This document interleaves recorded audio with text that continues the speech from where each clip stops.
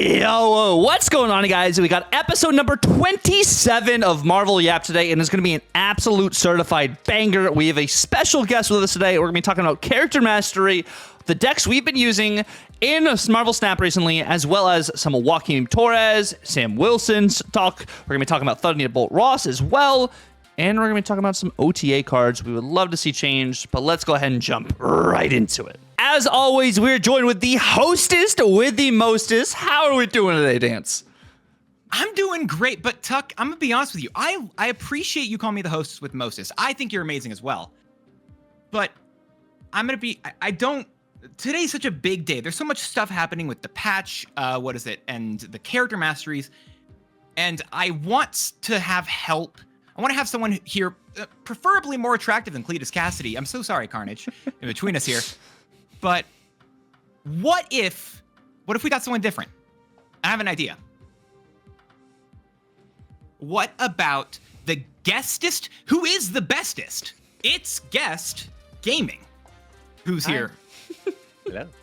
Hi. This is gonna be how y'all fun. doing? We'll try to make it fun at least, but thanks for having me, y'all. How y'all doing? Doing very good. How about both of you guys? I mean, what is it? How's everyone doing on this fine? There's a lot of fun stuff happening today. Yeah, it's crazy out here. Like I was already anticipating, like, yeah, we're gonna have some, good patches this year, but like this patch, oh my goodness, the influx of content in the game now is just absolutely insane. Mm-hmm. I kind of feel bad about how much people are gonna have to actually. How much time they're gonna have to spend in their collection not playing the game. There's just so much going on, As this goes live, I guess you're going to be live. I don't know if Tugger's gonna be live, but I think as the patch goes live, I'm also hoping to be live, and I'm pretty sure it's just gonna be a documentary of the front of all the top Marvel Snap streamers and myself. Everyone's just gonna be sitting there figuring out their variants and spending so much time trying to figure out every single thing in character mastery. Like, yep. I don't know about you guys. I also am planning to get a bunch of extra just credits, leave them aside, and then do even more splits on my new on my favorite characters as well. Yeah, I've got I got like 9 or 10, almost 10K right now saved aside just in case, because I want to do the same thing. I haven't decided which one yet, but I think I know. Like I have to, you're putting a lot of investment into one card just to get the big shiny reaction set and gold flares and stuff. Yeah. It's a tough choice, but I think I know which direction I'm gonna go. Tuck, you?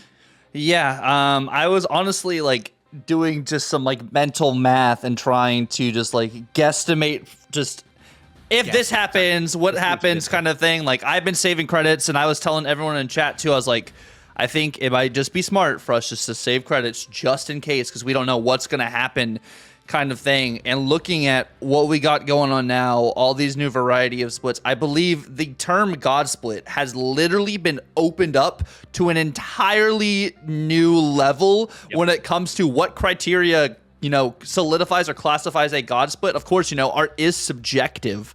But at the same time, there's gonna be Hitmonkey with banana stuff is of course God Split for Hitmonkey.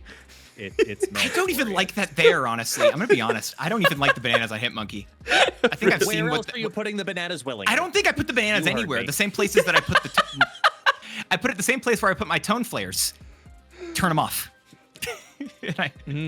Gotcha. That's fair. That's fair. To be fair, though, before we even really break down character mastery, we do have other things we are going to be talking about today. What is it? So we're starting off with character mastery. Then we're going to be just talking about the current decks that we're really enjoying in the meta, as well as just the decks that we're seeing that were enjoyable or at least fun for the Joaquin and Sam who came out earlier or last week, as well as Ross is going to be. We're going to talk about Ross then as well, and then we're going to end that off with just the OTA wishes, because there's a lot of cards that could be OTA'd. And we've got even guest opinions now today to talk about with the wishes. And so there's a lot of stuff there just for all those sections. But going back to the first section, character mastery is going to be so much fun. But I also think people don't understand it. And that's completely fair. And to be honest, I think people are just going to be overwhelmed day one, because there's just all the shiny colors and things and flares and they'll spend too much time just clicking all of the stuff and then not realizing, wait, how does the system work? Which is, you know, why I think I approached, you know, the content very specifically, to say the least. But I think right now, the thing that people are going to be most surprised with is the fact that once you unlock things on the character mastery track, you can then unlock those pieces as splits, or like that flare as future flares, or that foil as, or etc. Backgrounds as different backgrounds in the future for every split from there on out. And that's it's a good and a bad. It's a good and a bad. But I think that's going to take people by surprise the most when they go, oh, that's a lot of options. Yeah. It's going to be very interesting. And that's because that's a lot of stuff. But I feel like there's a lot of information that we just don't, at least when going into this, right? People don't understand all the ins and outs of how character mastery is going to work. And I feel like when I still hear other people talk about character mastery, they're still talking about it in the same way that, you know, Rivals has like Lord or Champion or whatever, right? Where you play the card more and you get cooler stuff for it. And that's just straight up not happening. They said that earlier, but I feel like it's still missed by people. I feel like I'm still hearing people talk about character mastery being this thing where like, oh, someone did this cool split on this card. That means they're really experienced. They played this card a lot. It doesn't actually mean that anymore, does it? No. So when they first initially like introduced the idea of character mastery, there were other Q&As that happened in the team answers that were talking about potential things they were considering in the first iterations of character mastery. I mean, we can go back as far as saying the first edition badges technically, you know, would have been a part of that in some capacity, way, shape, or form too. But this version of character mastery is more talking about the cosmetic side of mastering the card. You know, how wide of a collection of variants, how wide of a collection of different splits and flares do you have to make that card hit a specific level? This is not mastery in the sense of number of times you use the card. And I don't know this for a fact, but I think the most difficult reason that, the biggest reason that they couldn't do it is that it would be too difficult to look at something in a retroactive point of view, right? When you've got splits and cosmetics, they're clearly in your collection, but there's no tracking history of how long you've had it. It's just, hey, you have it unlocked. That's what really matters. And for this version of character mastery that's now premiered, that is what they've decided to hone in on, is when you master a card, it's not from you played it X amount of games, which is like what you would see with Marvel Rivals, where you have to have certain amount of experience in time, because it's not about cosmetics, it's about gameplay and duration in that game, versus in our game, which is so heavily pushed on the idea of collections being unique. This is kind of honing in that idea even further by saying, it's going to be incredibly difficult for somebody else to have the pink rays with banana flare combination on Venom. You know what I mean? Like, that is about as unique of a combination of things as possible, considering how many elements are now involved. That's why I think there's this misunderstanding about what mastery could have been versus the way it is being rolled out. No, that tracks. Okay. Yeah, and I think like they've been able to keep up with metrics before with card play usage and stuff when we've looked at our recaps for the month, but I don't know how deep they go in depth with that detail in a sense too. So I understand like with the variants and stuff, like they also keep track of how many times you split a card. And I think one thing really to note here, we've talked about the character mastery. You do get different effects and different, you know, splits that you're able to obtain, even if you've just opened, you know, the cache on the track for the character mastery. You cannot equip that to a customized card until you've split a card to get that effect. So just keeping that in mind as well. Yes, you got the banana flare, but maybe you don't get that banana flare until you've split a card another 5 times in the future. That then is the first time you can actually apply that to your customized card. So that's why it's still, like Guest was saying, it's still a grind to get maybe some of the effects you really want, because you do still have to obtain them through the RNG aspects of splitting anyways. Wait, okay, maybe I misunderstood. I actually thought it was you get the So similar to whenever you get your first gold split on a card, you can choose gold with no background effect, with no reveal effect like tone flare, glimmer, whatever, as it currently, was. When you unlock the new version, I thought you get that as like a base option. So you can use the base card with this brand new reveal effect immediately, or just the immediate like background effect with no reveal effect with that exact thing. But if you would like to use them as a combination, that you have to unlock in splits. Okay, so to make it easier to understand, I'm gonna go full, This is why he's here. as STG calls me, Mr. Second Dinner. I'm gonna use the nomenclature because that's what you're gonna see, it's what you're gonna read, it's what you're gonna hear. You have your foils, right, and then you have your flares. So your foils are your backgrounds, and then you have your flares, which are your tone flare, your crackle, your etc. Right. So the background itself, once you unlock it, the foils, as you unlock it on your mastery track. You've unlocked it because you've either obtained a new variant or because you've done an infinity split on a variant. Once that is unlocked, let's say it's the cosmic background, for example, I'll just pick one. Further infinity splits could then include cosmic with a flare of some kind, like tone or crackle, etc. Those can then happen in that later retrospect. Once you unlock it, though, you can just do exclusively the foil. So that's one of the reasons I think Borders, their stock is going to go way up because there are a lot of really, really great backgrounds that don't need flares, but you might want to put a flare on it so you can kind of cheat by using a cosmic border, or some kind of snowflake border, or like those ones. It kind of like fills that void. Yeah. If you only have the one background, like I know this is a completely random thing, but I know people are going to do it now. I can't wait to see the worst possible combination of Pixel MODOK that because people try to create the most ugly combinations of that card, and then they're going to find this like, fiery background with snowflake flare mixture, and then a cosmic green border and vomit coming. It's just like, that's going to be the part where it's going to be a little bit more annoying, because you might want flare with, one of the flame. So you might want the flames with a flame flare. That combination is so minute to get. It is the ultimate of ultimate god split type ideas. And that's where I think kind of what you were talking about earlier, the idea of a god split will be subjective to literally each variant from this point moving forward, because there are so many different variations of ways you can now reinterpret the cards and create new versions of god flares for every variant of every character. It's just, people are going to spend so much time in this thing. It's insane. It's daunting.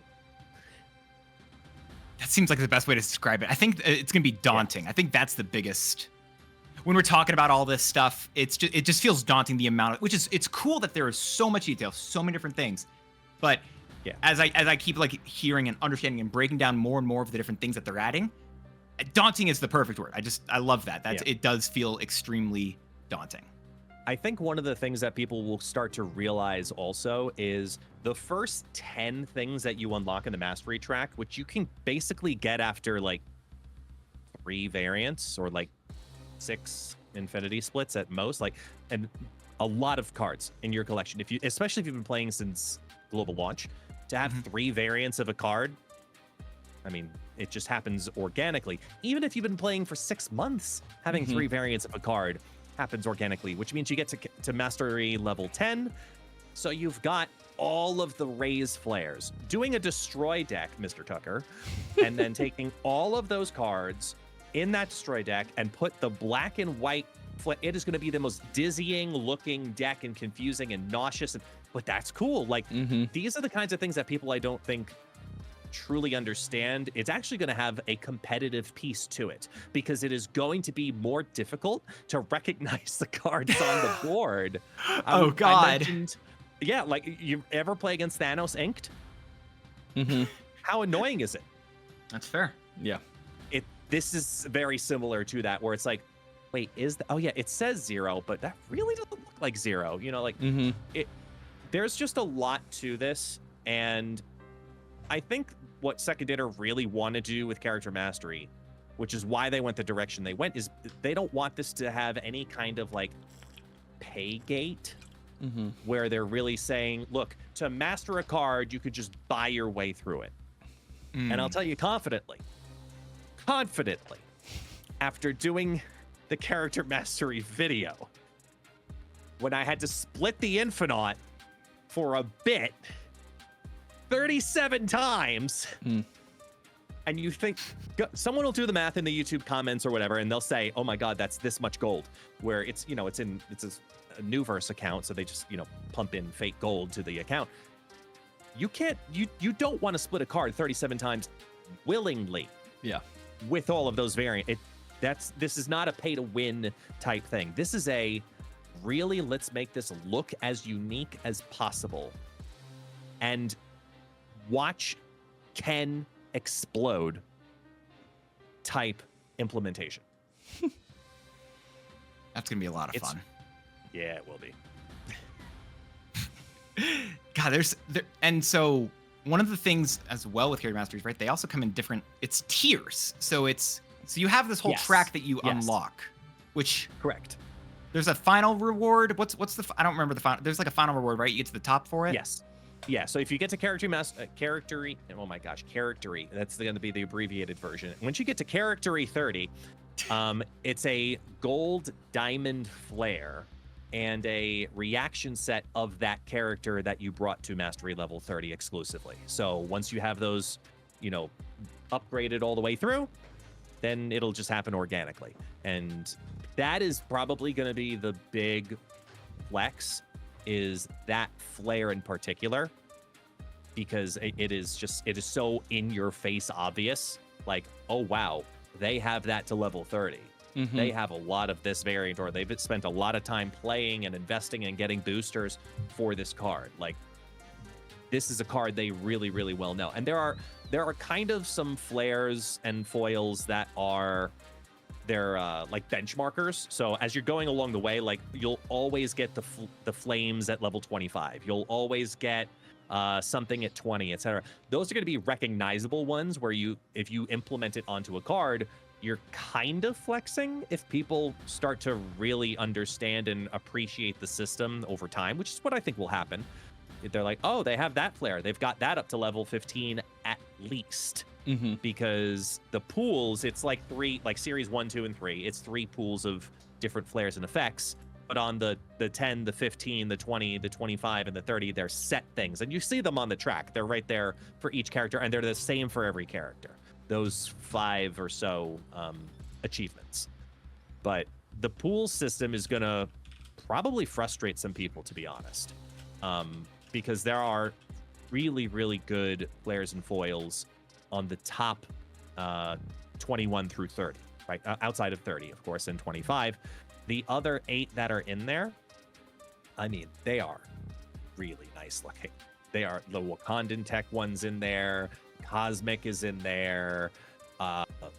There are some really, really gorgeous art pieces that just take variants over the top, in my opinion.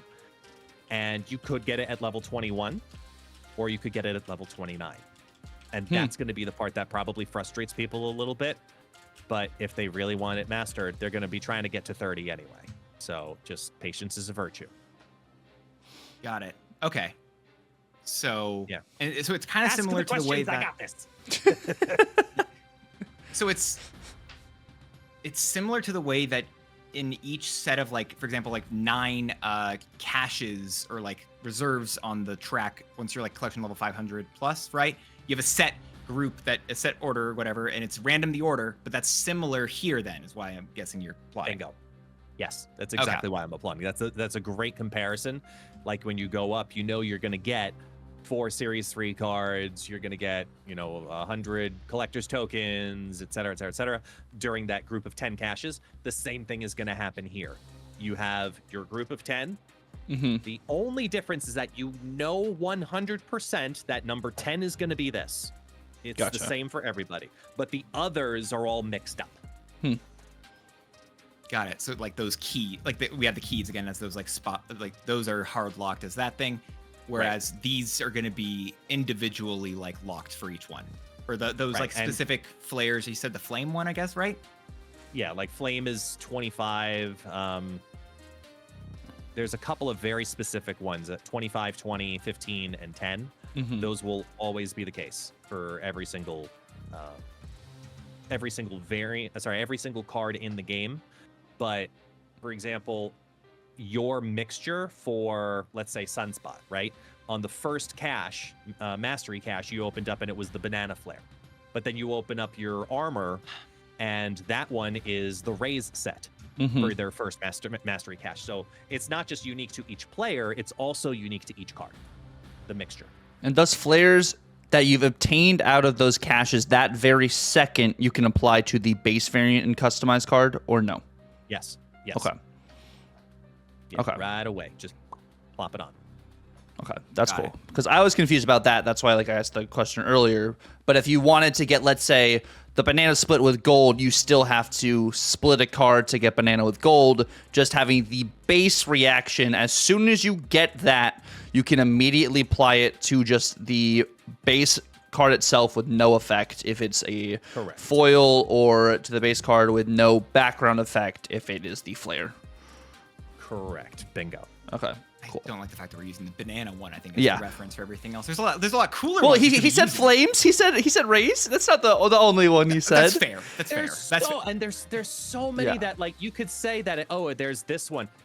You just won't appreciate how good some of them look until you see them on certain variants. Like, I was talking about it today on stream. Like, there are certain cards that, especially if you've been playing, like I said, since beta, you've probably got a bajillion Storm variants and a bajillion Venom variants and a bajillion Magic variants. So getting through Mastery on those is a lot easier just because you have a multitude of variants. And they're weighted differently too. Like, if they are Season Pass or if they are Event or Bundle variants, they have a heavier weight to them to help you level up, right? Correct. So it's basically 4 weights. Because there's a lot you could kind of say, well, it could be this. This is the easier way to understand the weights of the variants. If you can buy it in the store and it's rare, the 700 gold ones, if you can buy it there, that's 25 points of experience. If you could buy it for 1200 gold in the store as it pops on up, like the Pan Darts, for example, just picking one out of the hat, that shows up in the store for 1200 gold, that's 75 points. Ultimates, to go all the way the other direction, if you spent for an ultimate, that's 250 XP points, whatever. Everything else, 125. That's the easiest way to kind of dissect the 4 categories of what are the weightings for the cards. Because the 125s is your bundles, your spotlights, your event variants, your giveaway variants, your all those other things. They're all in that category of 125 per. Gotcha. And then 250, 25, and 75. And splitting those cards itself, too, would just count as a split. It wouldn't count as you obtaining a new version of said card, right? Correct. It's just 15 XP for any infinity split of any variant, no matter how many times it's been. Cool. And so that's not, again, that's because one thing I misunderstood at first. Those splits aren't different based off of if I split my base card versus if I split my pixel version of the card versus if I split the infinite or the ultimate version of the card. They're all worth the same thing. Yep. Yeah. All weighted the same. That's fair. And then one of the other things is you only get one custom card, right? So the custom cards aren't changing in this with this stuff. So whatever you want your one card to look like, that will be that's your custom card. There's not multiple different options. I can't choose between a random selection. Like, I know I've got my gold with my gold crackles on some, but if I get like a new, you mentioned cosmic with, I don't know, Wakanda tech, right? Something like that. Right. I can't make that like a choose between these two split types. Not at this time. Not at this time, no. And I say it like that because it's something I'm personally wanting and pushing for, not because it's something that not something that I have heard of from Second Dinner or Newverse or anything behind the scenes, that this is on the on the radar in any way. I don't ever expect it to happen, but I'm still going to push for it to happen because the idea of build your own variant is like, a reason to not interact with the character mastery, and that deference, it kind of defeats the purpose. So they want people to invest into their cards, their favorite cards, to get the splits that they like or are hoping to get specifically, and spend more time in the game organically by doing that. You know, it's all about retention. Yeah. Fair.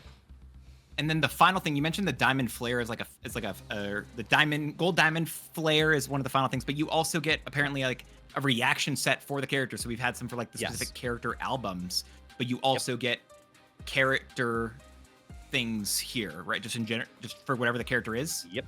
Every single character now has their own unique reaction set. So if you brought, for some ungodly reason, Meek up to, you know, Mastery 30, you would have a new Meek reaction set. I think I know who's going to be going for that one. The guy over there, the guy on the other side of the screen. I am going to be going for Gorgon Mastery, so I can play that on any Airsham player ever.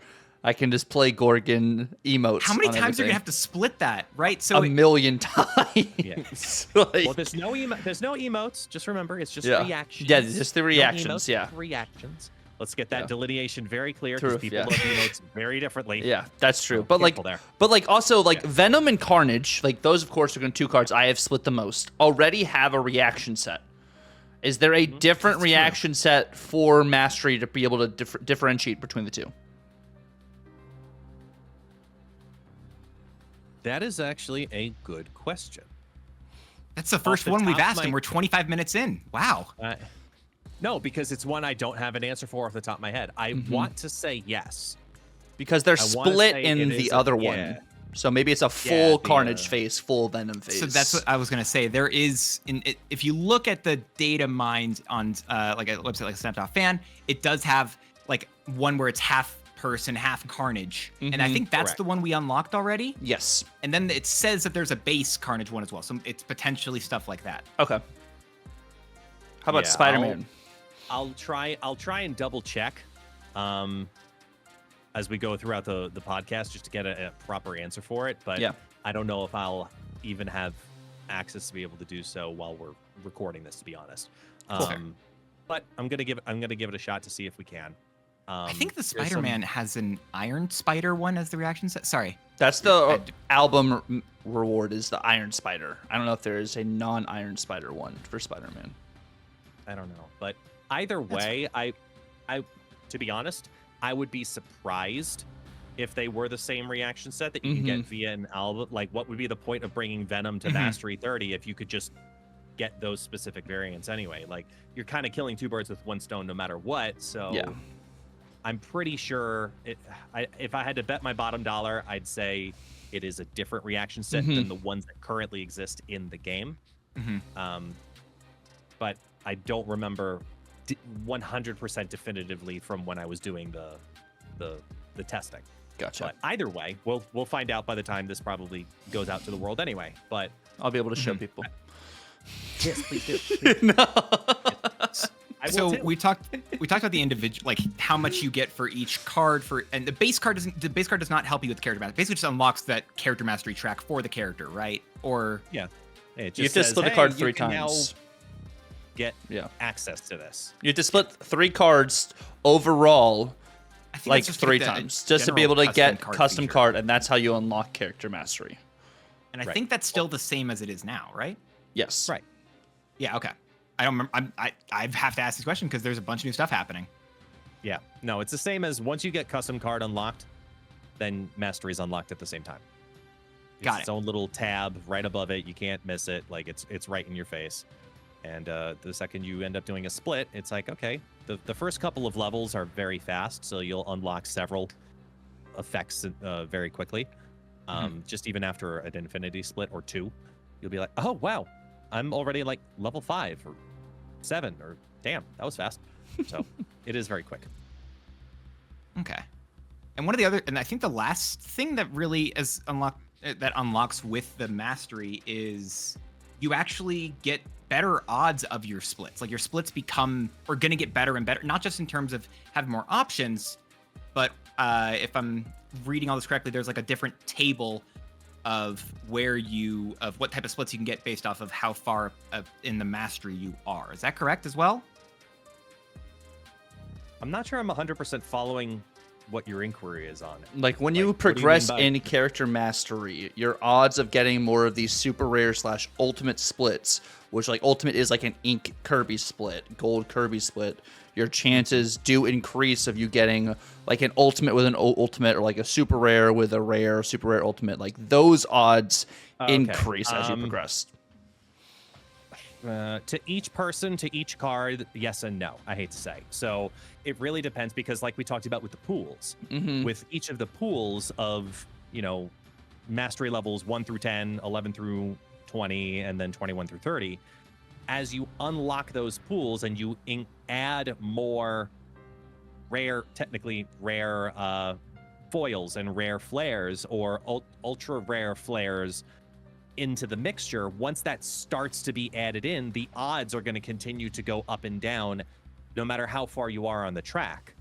So your odds at level 19, even though it's the same pool, if you will, as your odds at level 11, technically, yes, you're adding in a new rare flare or foil, but your percentages to get rare plus rare or rare plus ultra rare or whatever, just the further up you track you go, the higher chance that you'll get the ultra rare plus ultra rare, like to get the what we would call, I guess, a god split based on rarity, but not necessarily a god split based on what the current perception of a god split is, which is either ink or gold plus, for most people, it's Kirby Crackle. Right. Like you get one of those two plus that thing, that's considered a god split. Now, you could, if you got that on Shuri, you'd be like, well, that sucks, because now on Shuri you really want the Wakandan flare,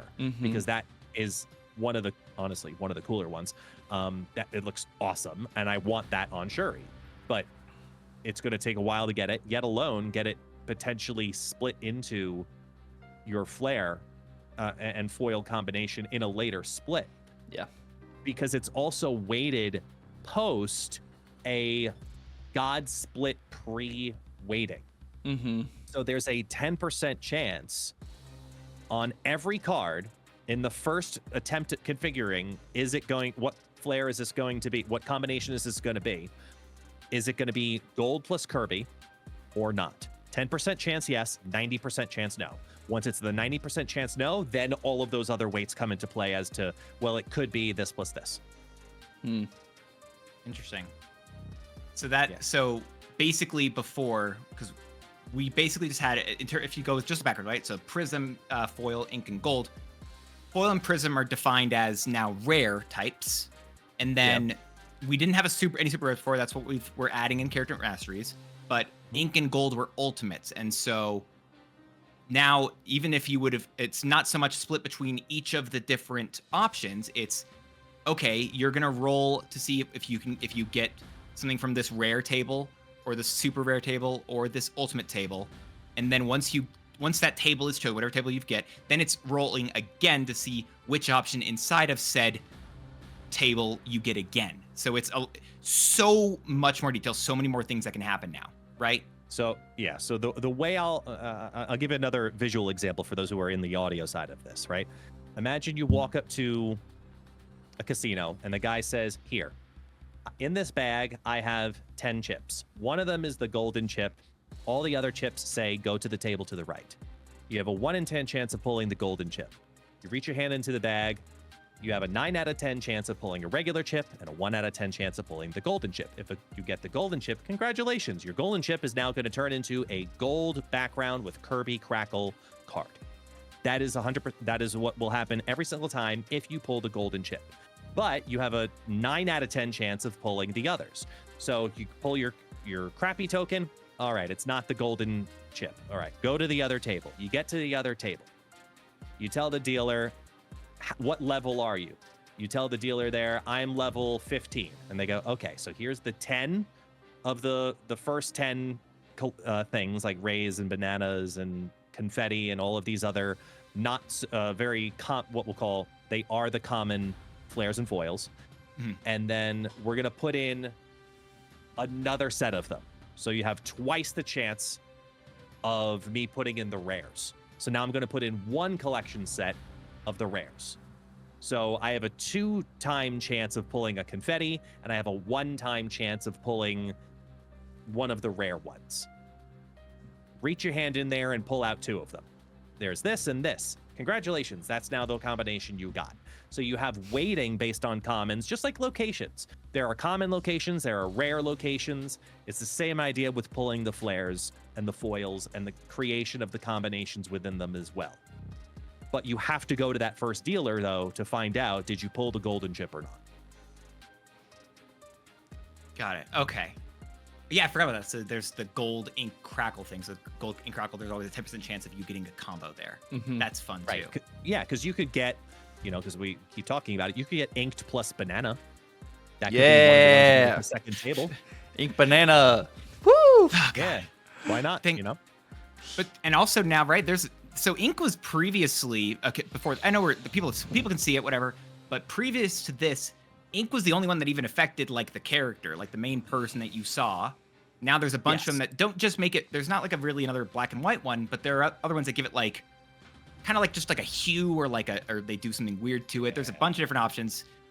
You can see them if you go through your stuff, but like there's a lot of cool stuff. Yeah, the amount of detail you'll be paying attention to with your cards is going to go through the roof, because like you may find the hollow flare and think, wow, this looks great on this storm variant. This is my favorite variant I have now in my collection. Oh my gosh, I need to get my next card up to that. And then that hollow flare on, your magic, you go, you know what? It's maybe, literally every variant to variant, you're going to have to click on through if you're going to be that kind of person like I am. Like I'm going to be looking through my entire collection progressively over the span of a week, because it is a lot. Okay, it is a lot. My recommendation is do it by cost. Pick a cost and do just the cards of that cost that day, that week, whatever your timeline is. But whatever you do, don't start with 3 cost, because that is the one that has the most out of any other costs in the entire collection. Do 5 there cost. Are more 3 cost cards than any others. 5 costs for costs, dance. Fine. I'm mad at 5 costs.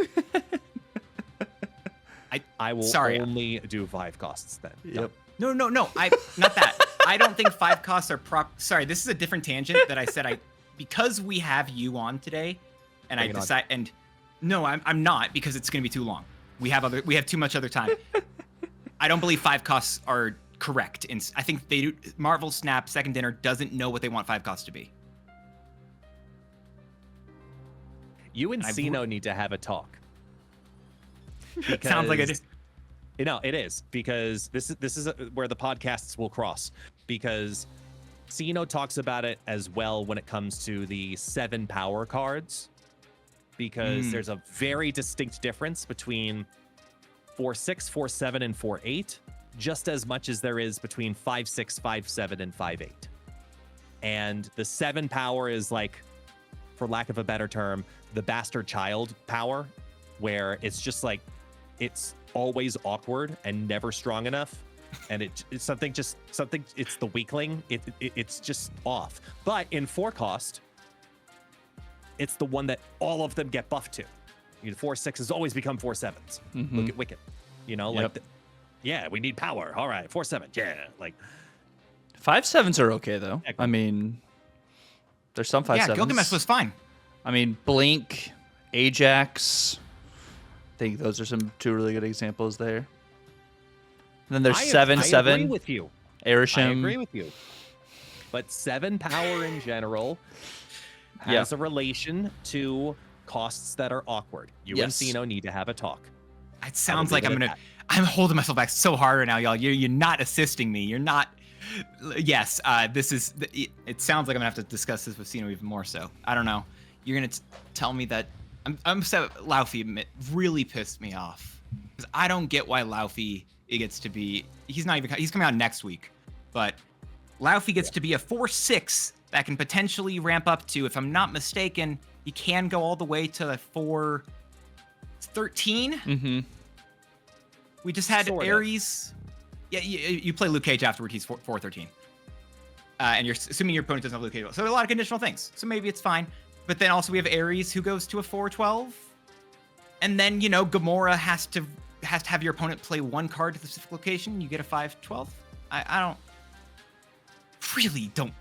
don't think they're defined. And I need someone else to talk about something else. Well, with that in mind, though, Guest made an absolutely fantastic video showcasing character mastery. You might have some other special features in that video, maybe. But definitely feel free to click that link that'll be down in the description below. If you guys have not watched that already, he breaks stuff down very thoroughly as well. It's a quick watch too.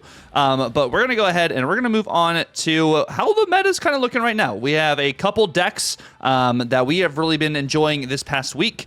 The first week of the brand new season, we're going to be talking about Thunderbolt Ross, and then we're also going to be showcasing some of those decks as well. And with that in mind, we are also going to transition to a bigger scene over here.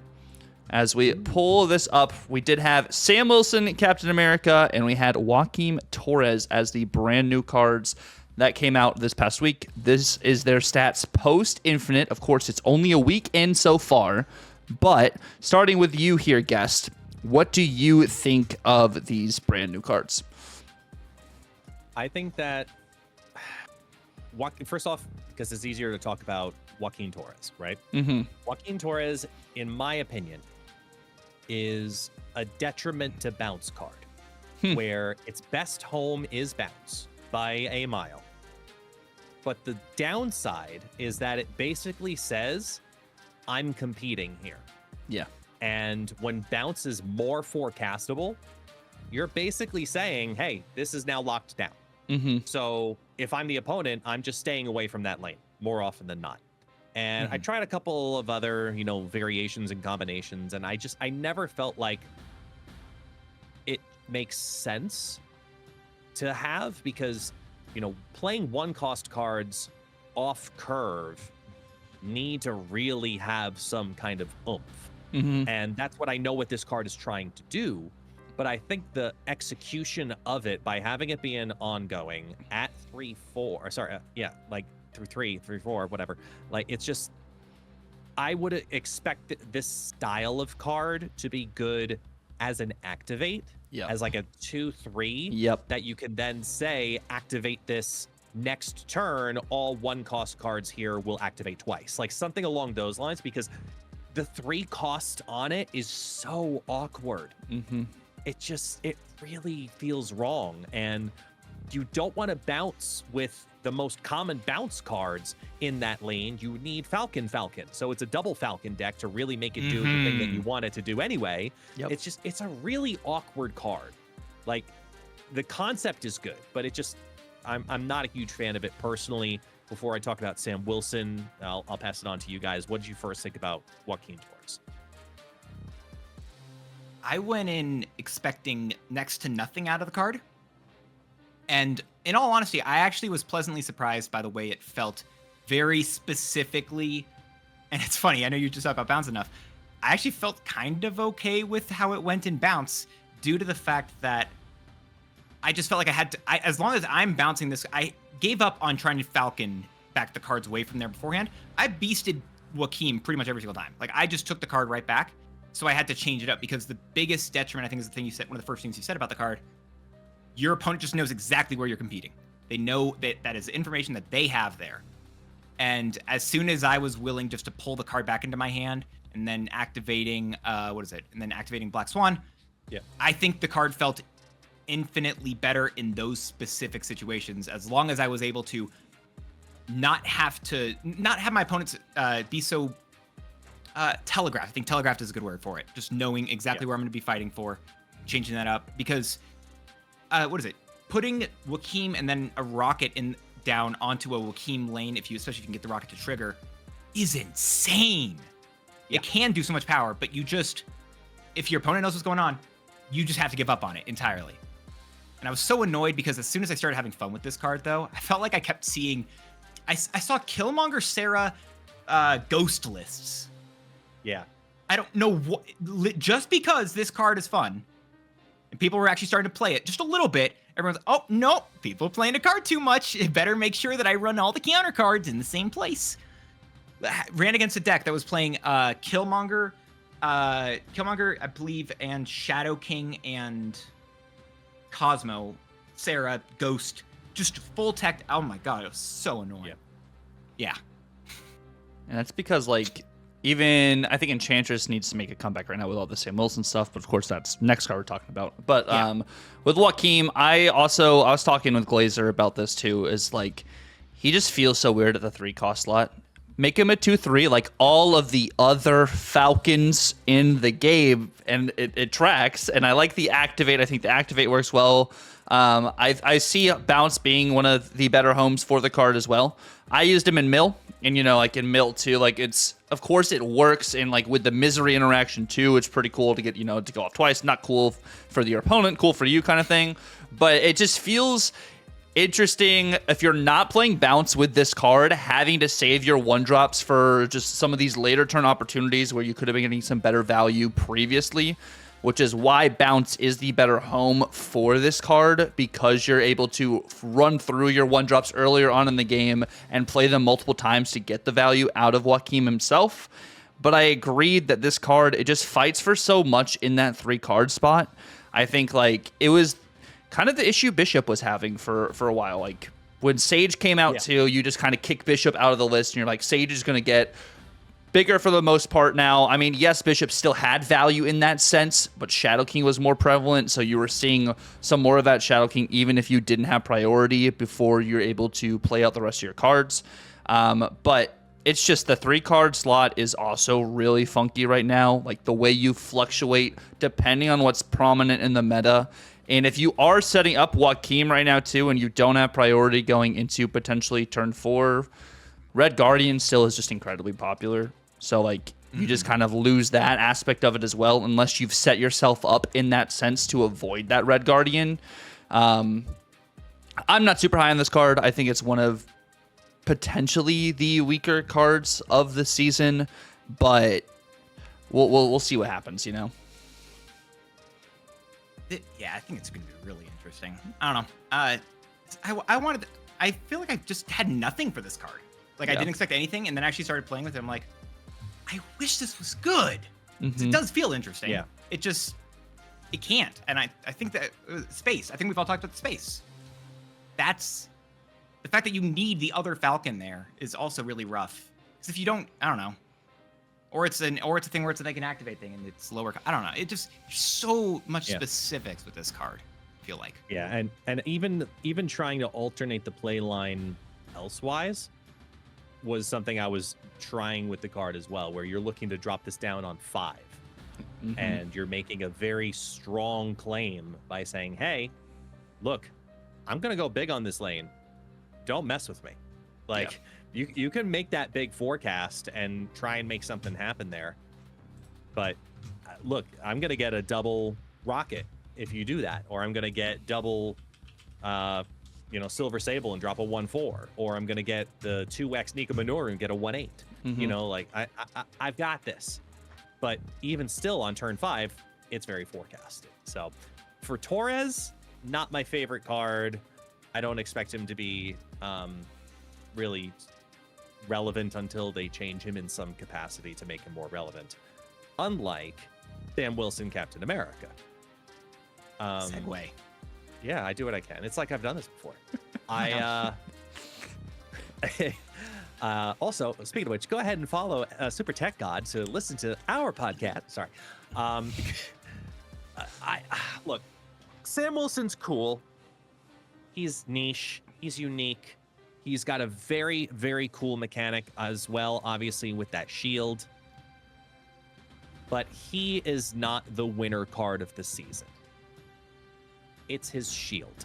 And it's the flexibility of that multiple moving card that creates a really good card and a really good deck. For example, being able to move that shield around to drop a Cull Obsidian in a random lane and then throw it back over to Sam Wilson. Boom, here's another +2. Like the ability to, if you want to go ahead and put in a Captain America, which I'm glad to see people playing again. Now Captain America, like OG Captain America, actually has a reason to be played now.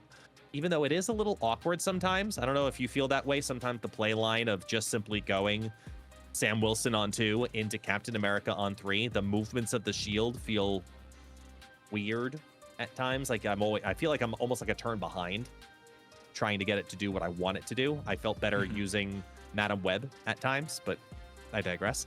I think that it's a cool card, but once you make it to Infinite with this card, I don't expect it to be regularly relevant because it's just an option in most decks, is how I kind of feel about it. It's a cool option. It's a new option. It's a shiny toy, but it's just an option. I feel like this is one of the, because this is currently talking between us, right? We have the stats. This is post-infinite stats here, right? And so Sam is being used, at least post-infinite, only like 1.4%, which actually, that's a really good point, Guest. I feel like typically with the new card of, like, especially the season pass card, it's used so much post-infinite.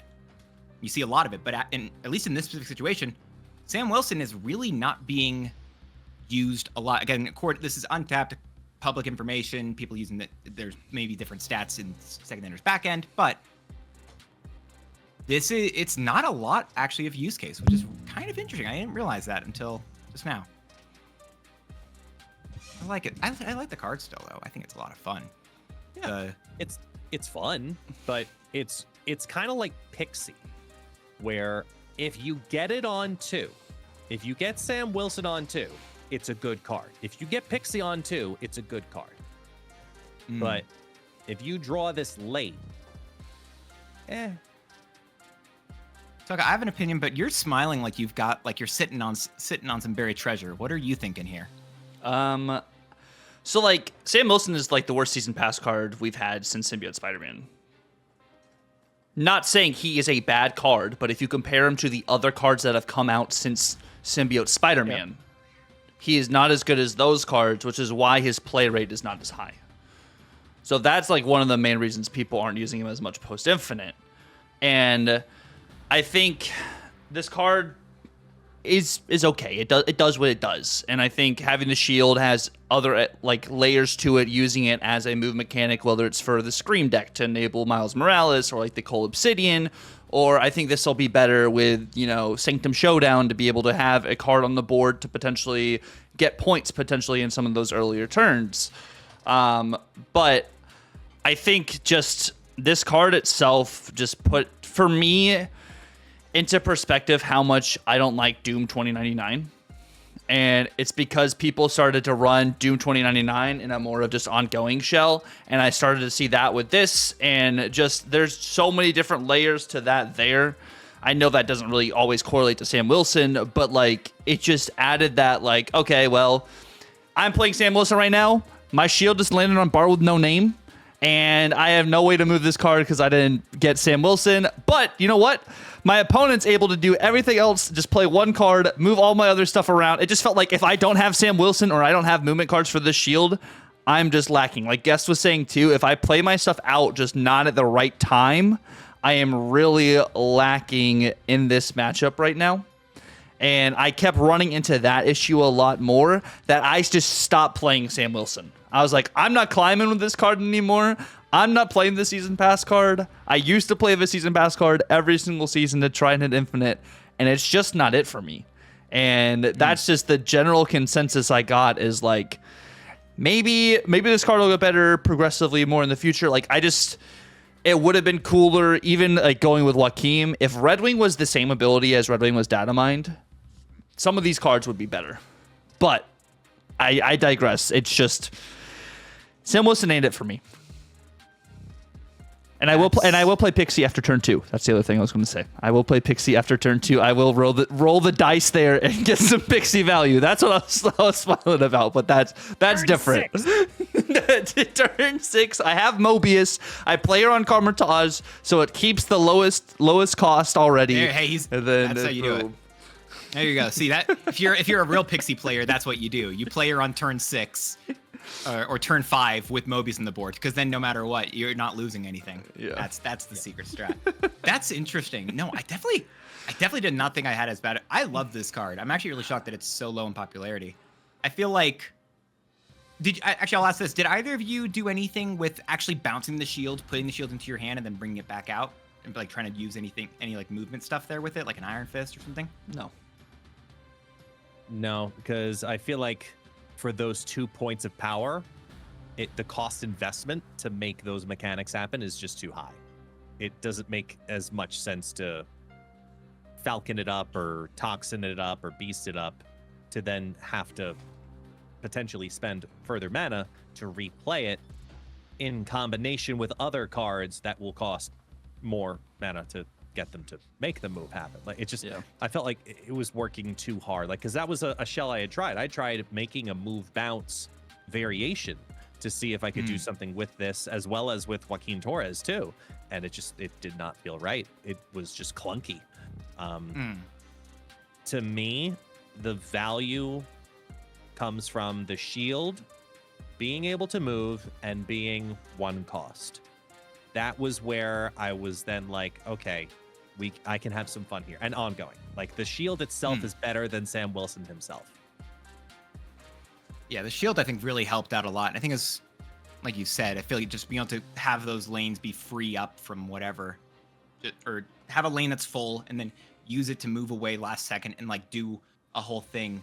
It really was good. It was really powerful. I think that was a lot of fun. I don't know. I got to play a lot with Sam. I felt like he was a really good card. I think maybe it was the extra playing. I think it was just the ongoing styles. I think in ongoing style lists, he felt really solid. I did stuff with Thanos. I did stuff with just classic ongoing. I tried some other places. I didn't really enjoy him as much. But I think at least in those places, I really felt like he gave you a good amount of value, whether that be for getting priority on the first turn because you have the shield out and your opponent doesn't, or if it's just because you get that ongoing bonus and that's 2 more cards for Spectrum to hit. I don't know. I personally had a lot of fun with this card. I really enjoyed it, but I guess I'm going to be the lone ranger here on this one because I think I don't know. I'm happy though that this card did allow Captain America to be played. Yeah. And I think that's a card I really wanted to see get more play from. And so that was really cool here as well. I think the thing that honestly Sam Wilson did more than anything else for me was brought to light how powerful Captain America plus Moonstone was in the same lane. Like that combination to that 2-card combo, it's insane the amount of power. Like the deck that I brought today and the deck that I've been climbing with through the 70s, 80s, and now through the 90s, like it is incredibly strong to have those 2 cards in particular in the same lane because it gives you so much more liberty to use quote unquote the big cards in other lanes. And like I said, Sam Wilson's cool, don't get me wrong. But the double +2 Captain America plus Moonstone, which turns into a 3/5 and a 4/8 to start with, like that's just, yeah. And then everything else gets +4. Okay, yeah, I'll take that every time. Like, really, really great combo. That was one of my favorite things with the deck that we have now here on screen. This is the deck that I've absolutely been climbing with. I'm already at like 70-something games and have about a 73% win rate with this deck. This American Patriot deck is just way too much fun. That's fair. I will point out that you did talk about the liberty of these cards as well. I know very American Patriot deck. I felt like that was I do what I can.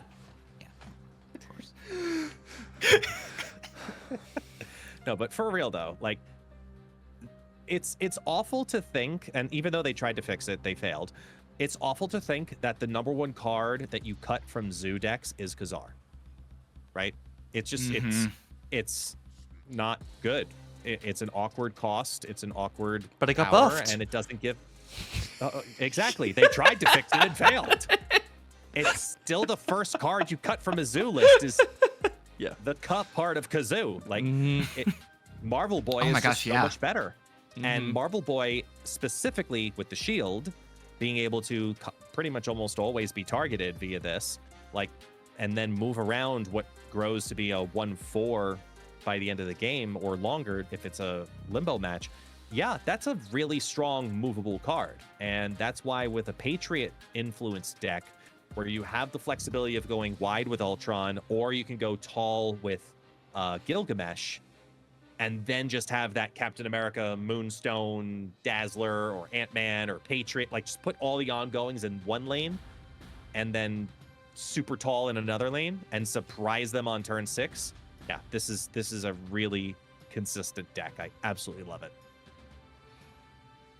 It's a lot of fun. Some good old zoo shenanigans. And then Dance, your deck over here too is also...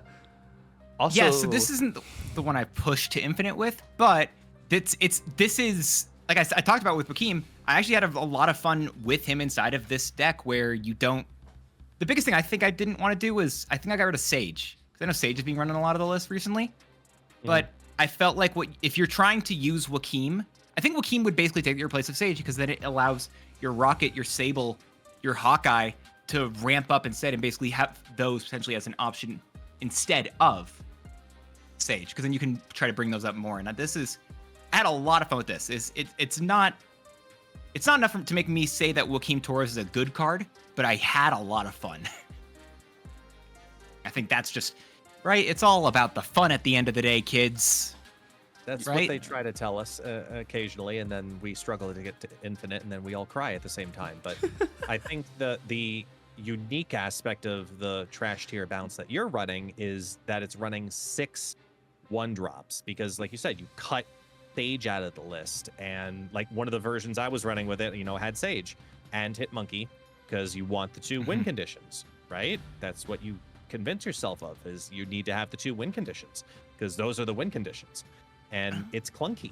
It feels awkward. So I can understand why the cut and the justification, because it does feel good to over Iceman someone, let's be honest. Oh my gosh. Yeah. Sorry, I onslaught Citadel'd someone who had that. They ended their final turn with playing 1/1 cost. Ow. Oh my goodness. It was amazing. I loved it so much. I'm surprised they stayed. Well, they won the game still, but we're not talking about that bit. Okay, there we go. That's why they stayed. All right, 1 cost for the win. And I'm just surprised. No Sam. Why no Sam? No Sam. Wasn't good enough. Because you can't bounce. He's not a good card to put bounce in. That's why I asked about that earlier. He's just not a card you can really actually bounce. So you're not contributing to the infinite stats that don't exist for Sam Wilson either. I've been playing a Thanos version with him, but you're right, Your Honor, and I don't have anything else to say. Wait, hold on. No, let's not talk about any There's a reason why I'm on the right side, okay, and you two are on the left. It's for the people who have made it to Infinite get to go to the right side of the screen on the Marvel Yap. Everyone else is on the left. Mm-hmm. Stop it. It's lovely to see how well rested you are, because it clearly helps you sleep at night.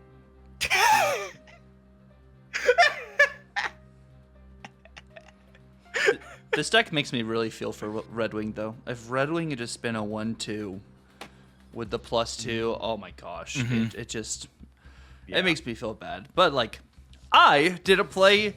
Pretty much, I mean, I used a Zoo stylist to like get to the 80s and stuff, but like this right here has been my absolute just bread and butter this past week, which is a Shuri kitty list, but you don't always do the Shuri line. You sometimes just try and get 2 kitties with Frigga, and you have other value as well with Cannonball being able to potentially win you a lane. You do get Elsa value.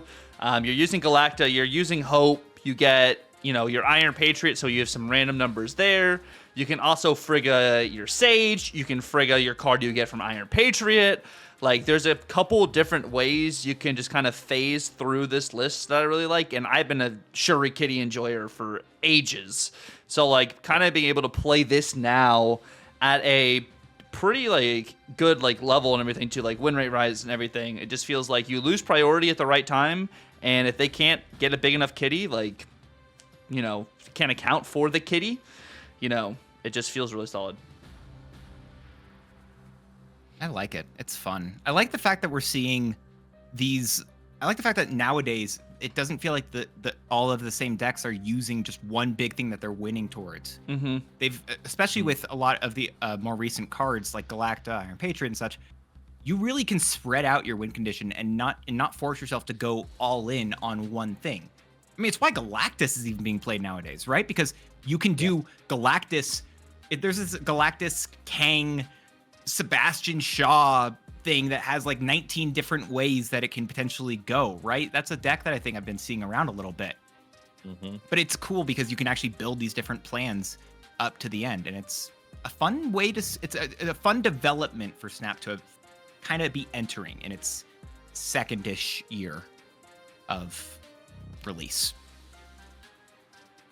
As long as we don't have a metagame where Kang is the best card, I think we're okay. Yeah, please no. Talking about best cards, though, right? We have a brand new card coming out today, and that is going to be good old Thaddeus Thunderbolt Ross. Which is the... Sounds like a wrestler. Yeah, he is. It does, yeah. Almost triple T. He is Series 5. He is a 2-cost, 2-power card with the ability, when your opponent ends a turn with unspent energy, draw a card with 10 or more power. How are we feeling about this card, Guest? I'd like to go last. Okay. Okay. Dance, go first then. I mean, I feel like it's gonna be good in a deck. I just don't see. I don't see a lot of crazy value in this card. I mean, yes, I think you're probably gonna get one hit depending. Like if we were in a meta, maybe where High Evolutionary is good. I think it's a different talk, but we're not there. High Evolutionary still is bad, and it's not gonna be good for a while probably. But until a world changes where people are really spending or not spending all their energy, there's a reason why Wiccan is one of the most popular cards in the game, because people are trying to make sure they are using every single bit of their power, and I don't think you're gonna get much value out of I'm calling him Daddy Ross because I kept calling him Thaddy Ross, but it's not funner to say Daddy Ross. I think it's just not going to be a place where Daddy Ross is going to do a lot of great things. I think you're going to do Surtur. I know we all brought some decks that we can talk about in a bit, but I just don't see many places where this card's going to be amazing. So, targeted card draw is a very incredible ability. And even if you do get one card to draw, that is one more draw than your opponent gets that game. And you get to play this out on curve in the perfect world. He's a 2/2. You can just kind of let and do its own thing. Your opponent then has to make sure they spend all of their energy, or else you are going to continue to draw cards. Yes, Wiccan is a thing. And there's a lot of instances with Wiccan where you play cards suboptimally because you're trying to hit your Wiccan curve as well. One of the main reasons why people have kind of swapped Shadow King out of their Wiccan list is because sometimes they had to play their Shadow King on curve just to maintain their Wiccan curve. And I think with that aspect in mind, maybe we're not seeing a lot of high Evo, but even in the aspect of your opponent playing cards out of order just to make sure you don't draw cards, I think is a win. Even with Red Guardian being as predominant as he is, Red Guardian hitting your Thunderbolt Ross instead of hitting another card is another win in that same exact sense. And the Surtur list already is in an incredible spot right now, and this is just another bonus card, especially if you are playing Surtur and your opponent sees you play this and then a Surtur. They really do have to be like, okay, well, I either play my 3-cost here on turn 4 and I float 1 energy and they get an extra draw, or I have to make sure I can capitalize in other senses here. It just feels like an auto plug-in there. I think, like you said, Surtur, Erishim, I think there's some other lists you're going to be able to have maybe some more niche mechanics with this card itself, but I think a lot of people are over-hating this card with the ability that it has is actually really good. I just think 1 draw, 2 draws would be incredible. 3 draws, you might as well just hand over the game to your opponent. I think this is genuinely going to be a good card. It just has maybe a niche set of cards it plays with, but it's going to be good. I don't know. So, okay. So there's two ways. Well, revert. There are basically 3 ways you should look at Thaddy Ross. Okay.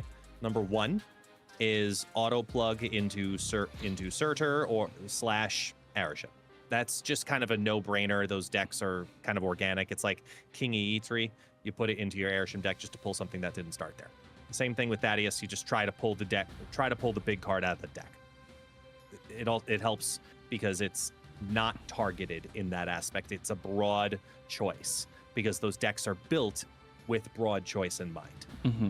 Then there's view number 2, which is targeted, which is the direction that I also feel about it. That's why, like, you asked me to bring a couple of decks. I chose specifically not to bring a Surtur deck or an Arishem deck because that's going to be where most people start. I think you need to look at targeted discarding, targeting very specific archetypes. For example, Destroy, I think, is one that people will experiment with, because the second you put this down on 2, the only card in Destroy that you're guaranteed to pull is Death.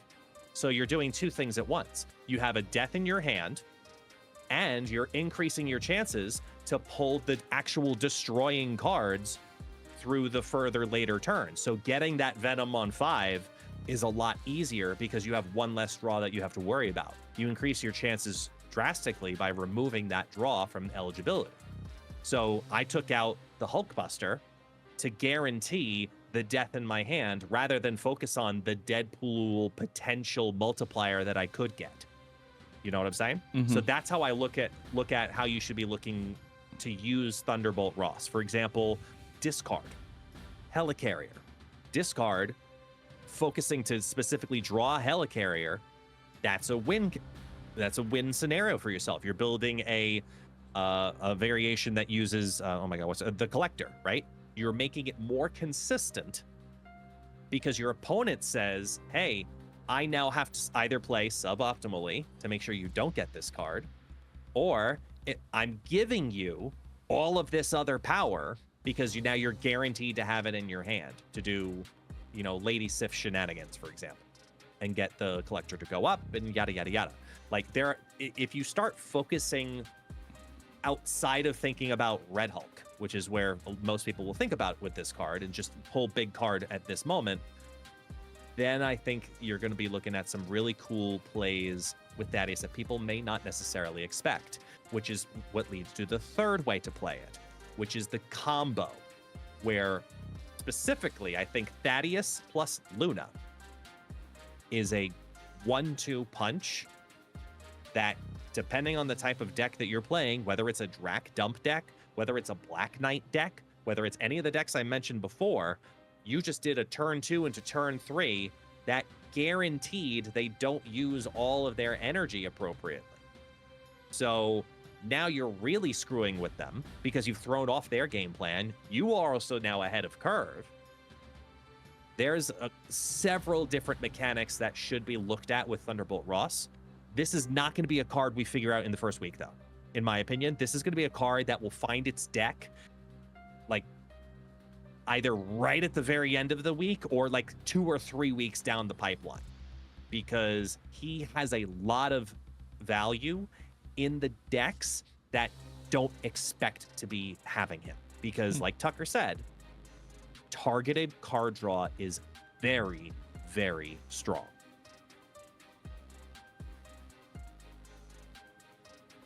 I don't know if I'm still convinced, y'all.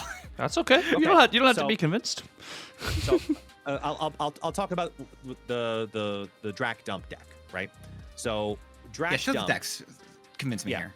So Drac Dump is a deck that organically wants you to have 1 of 2 big cards in your hand every time. You need to have Destroyer or you need to have Infinite, sometimes both in a best case scenario, right? But it's very common that you do not get those things to happen.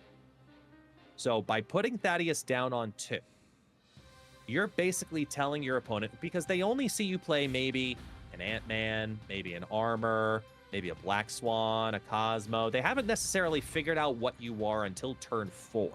You're giving yourself 2 turns for your opponent to try to figure out what the hell you are. And the second they see Drakon 4, now they know. But it's most likely too late because they probably floated something on either turn 2, 3, or 4. So you've got 3 free opportunities on a very hidden deck because, yes, it is a telegraphed deck in the sense of once Dracula's down, you know what it's going to be. It's either going to be big card 1 or big card 2. Mm-hmm. But your opponent enabled it to happen. That also seems counterintuitive with Strong Guy, but it actually plays into your favor because you play Black Swan, where, as you learned from your bounce deck, you drop all your 1-drops for free. You know, it just plays into like a normal Drac dump line. But what Thunderbolt Ross is specifically doing is allowing consistency to be the key element here, because he is a card that you want down anytime you get him. And that consistency of pulling Destroyer or pulling Infinite earlier into your hand makes it easier for you to not have to worry about that being a card draw later on. It gives you a better chance to get Black Swan down earlier, gives you a better chance to get your 0 in your hand so you have another alternate route to play Destroyer or get that Cosmo down to protect yourself. It brings consistency. That's the kind of stuff I think we need to experiment more so outside of Surtur and Arishem, which is why I think the card, like Tucker said, I 100% agree with him. He's getting a lot of unnecessary hate because people just aren't thinking outside of the Surtur box. It's fair. So you both, and right, so you have this one, right? So you only have a couple of big cards. You got your next one as well, which is Destroy, but basically uses Death as well. And we haven't seen Tucker's, but I think it also doesn't have a lot of other bigger cards. But and this is where you both are going with the logic of, I say a lot, but because the deck that I'll have, I think it's like half of it. But when you guys are talking about your decks, you don't think it's so much as just giving yourselves more options. You think it's trying to build a combo together with very specific pieces and then having those, and then using Thaddeus Ross to make sure that you get those pieces, when the time actually arrives. Is that kind of the logic I'm making sure I'm understanding here? Yeah, I think that it's pretty close. Like, for example, like one of my favorite decks is the TLSG deck, where you have the famous TLSG Silver Surfer deck, where you play a 3-cost card and then you blink it to guarantee that you get either the Sarah or the Onslaught out, right? So that type of deck where you're creating consistency because okay, I've got my wave or my magic into blink, into this, and then boom, I got all my things. That's all I need, and then I win the game. It's like building Exodia. This is an easier way to build Exodia. That's what you're trying to do here for my Yu-Gi-Oh friends that are listening to your podcast. Yeah, I think with Ross, in my opinion too, it's like you've already built an established deck. Like if I'm looking at your Surtur list here, okay? Oh yeah. With this in mind, you have Thaddeus Ross on the board. More often than not, you're going to draw a lot of 10-powered cards in this because you have so many different 10-powered cards in here.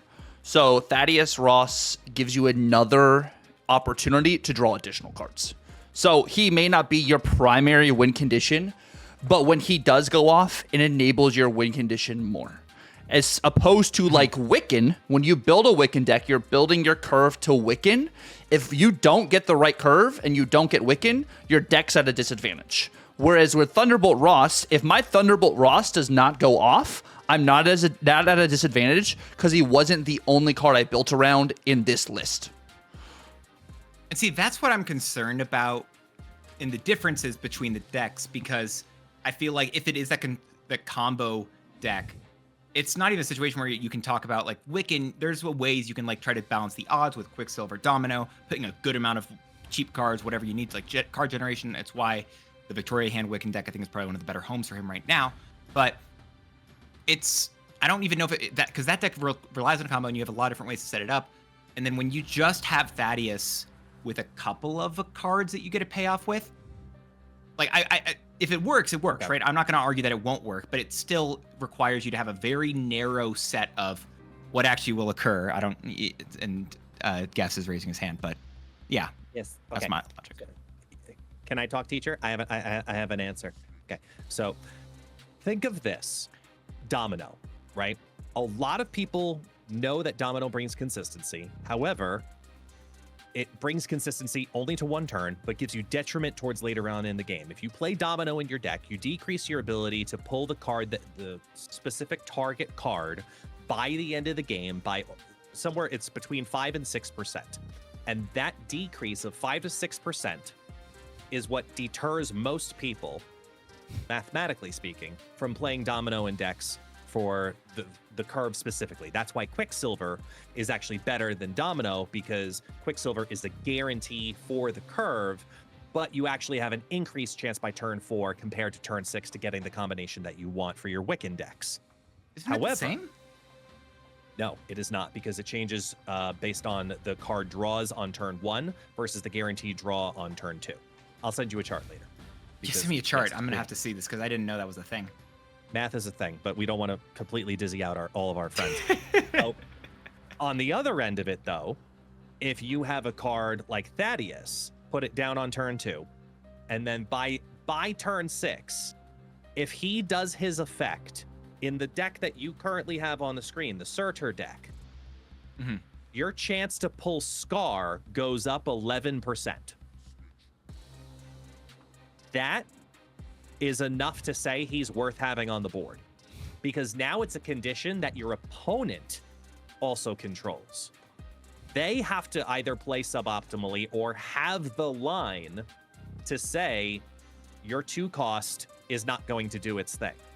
But if it happens to do its thing, you end up with a huge advantage, because that Scar getting pulled, or that specifically I say Scar because he's the most valuable card in the deck by the end of the game. So you want to increase the chance of having him, because on a standard 6-turn game, there's always 3 cards left in the deck. If you obviously get the extra pull, that means there's only 2. And that means that 1 extra pull increases your chances by 11%. And that is worthwhile in this style of deck, specifically the one that you built. Which is why I like it in those suboptimal builds where you're thinking it's only 1 card I'm looking for. It's 2 cards I'm looking for. Because if you draw it, sure, it might be like I draw Death and opening hand, I also have Thaddeus. Okay, Thaddeus is exclusively fodder at that point in the Destroy deck. You just don't play it. You just play a Destroy deck like you normally would. You don't have to worry about it. But you increase your chances of that ability to catch back up because you didn't draw Death early. You couldn't get that game plan already going in your head, get that engine running the way you wanted to, because you didn't know if you were going to draw it, versus you have a little bit more control of saying, I have a much better chance to get it now, because go ahead, mess up, watch what happens. Boom, Death, because it's power, not cost.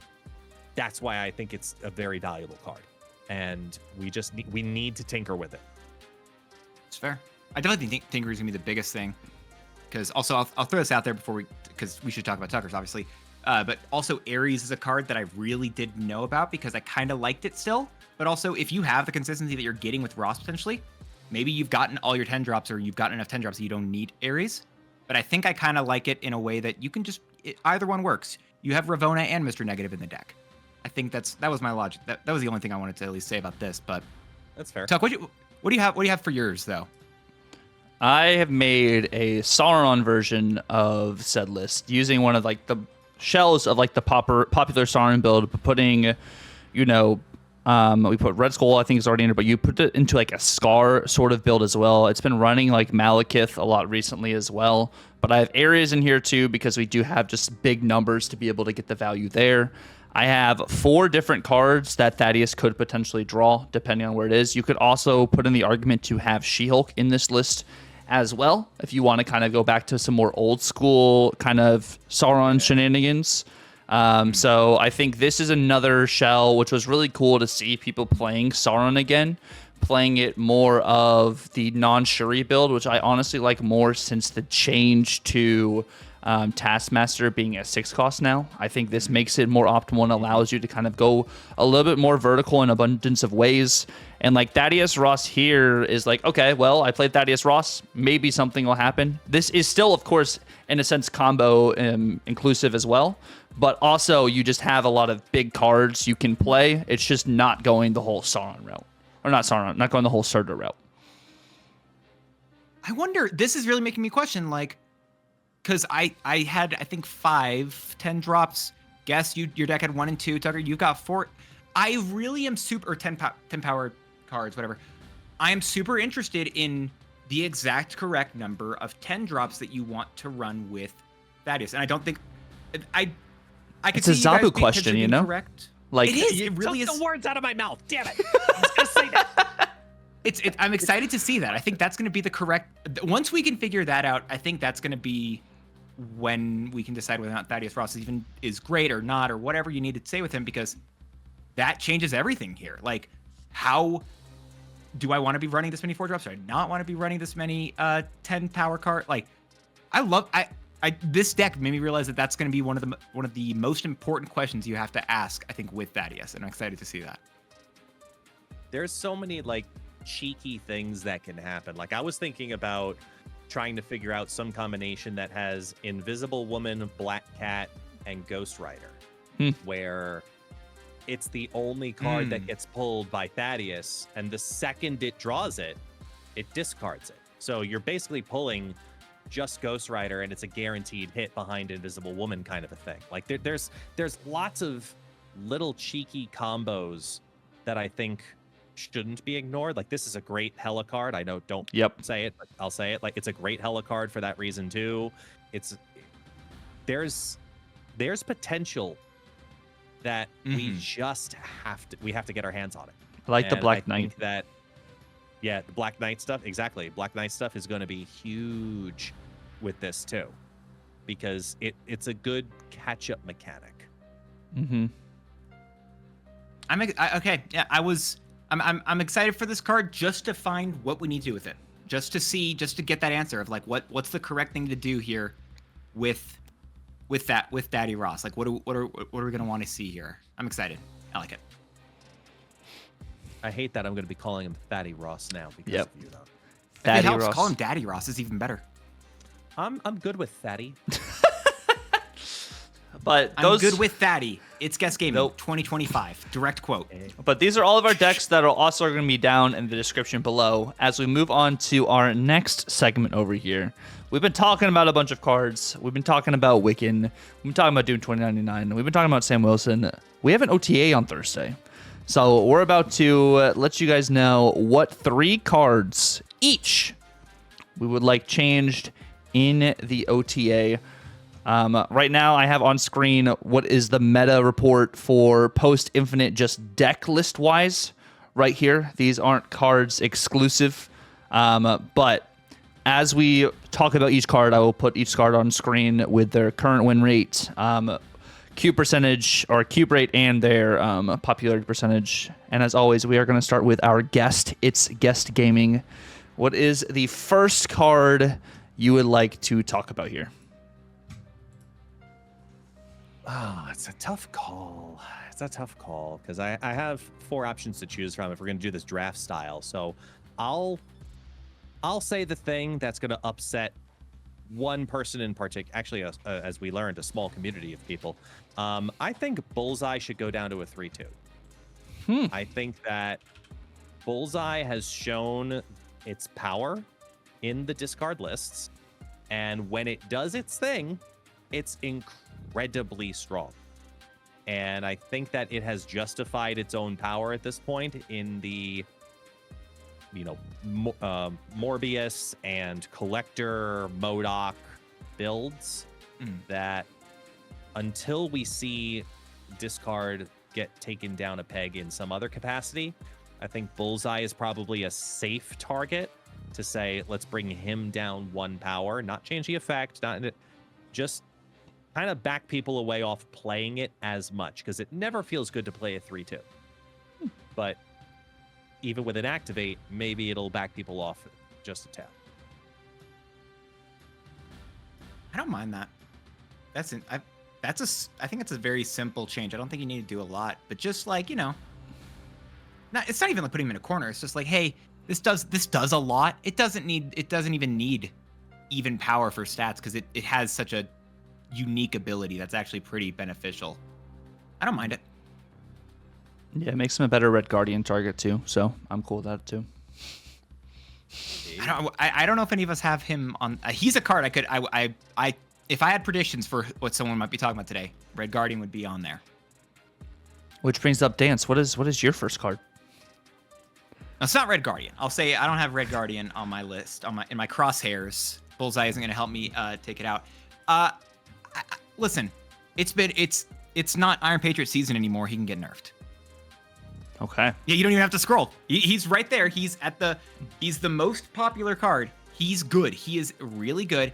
And my biggest problem with him personally is the fact that, and it's what I said, Tucker, when at the beginning of last season on the Yap, I said, this card will just be a good card. I'm not excited for it because it's going to be a good card. You just put into any list pretty much, and it will be fine. By the way, I didn't realize that this is apparently a character bio for Tony Ho. I thought this was supposed to be Norman Osborn, but anyway. Sorry, I just saw the character bio here on Untapped. Sorry, got distracted. All right, but this, very simply, I just think the cost that the card gets reduced by if you're winning goes to -3. -3. So same stats for Iron Patriot himself. Add a 4, 5, or 6 cost card to your hand. If you're winning here after next turn, you give it -3 cost. So at minimum, it costs 1, but you're not getting 2 cost 6 power cards or 2 6 cost cards that actually cost 2 or vice versa, whatever. Like you just reduce that cost by 1. I don't want it to be broken. I think the card's still amazing, but it becomes more narrow in what you can do with it. And I think the card needs that because right now it's offering I think it just does too much. It's at 35% popularity according to public stats. And that's just post-infinite. It's a good card, and I think it's too good. I can see that. My counter nerf is to just remove the 6 cost card option and leave the rest as is. Because then it helps give differentiation on do you play this or do you play Valentine? I think it's too similar to Coulson, though. That's just Coulson, right? But is it's it better? 2/3 and it's not guaranteed. That's fair. Yeah. Maybe it's just that. I don't know. I could see that working too. I liked the just reducing the amount of cost because then even if you get a 4 cost, it's not free. It's just 1 cost, assuming nothing else is on the board changing stuff. I think you reduce his power first, and then you can talk about his ability seeing after that. As a 2, I think you can't though, because you need to be winning here after the turn, and I don't think the card would be fine if you. Because I thought about the power. Actually, my first thing I wrote down was you just bring down the power by 2. For 1, I don't think 1 power would make enough of a difference. If you did that, I don't think anything changes. You'll see. Yeah, I mean, we'll see based off whatever the OTA is going to be. But I don't think you can reduce just the power of this card because also you need to be winning the location. Mm-hmm. And so just not stopping you from winning the location, because I don't think the power the card puts down is the problem. It's the card that's generated is much more of the issue. So that's why I specifically went with the -3 cost instead of that. But I think you need to adjust its power first because the entire pool of 4, 5, and 6 cost still is a very broad number of cards. So afterwards, if his ability at a 2/2 still, you have to be winning the location and he's still pumping off the numbers he's doing right now, then it warrants more of like a rework in a sense because you're literally like changing what this card does in a pretty broad amount there. If you're going on guess point, your point too, the cost reduction, it's like when Loki first was in the game, he had the interaction with Quinjet 2. They took that away. Loki was still good. Then they changed that again. So I think the first step is to adjust his power. I agree that it feels bad. The -4 being able to play a 4 cost card for free definitely is pretty detrimental. But the first step, if they are going to change him, at least make him a 2/2, and then we'll see what happens. you can't say first step without talking about the Fantastic Four trailer. That's my trigger. Yay. Well, It was good, That was good too. Yeah. It was good. It was. I'm excited. You should be. You should be. I don't. Do you guys think it's gonna be minor spoilers potentially? I don't know. Do you guys think it's gonna be what is it? Do you think that she's like having a kid? It's like the kid's first steps. That's the whole thing. We've seen the Fantastic Four in like 3 different movies so far, right? The first steps of their kid in any movie.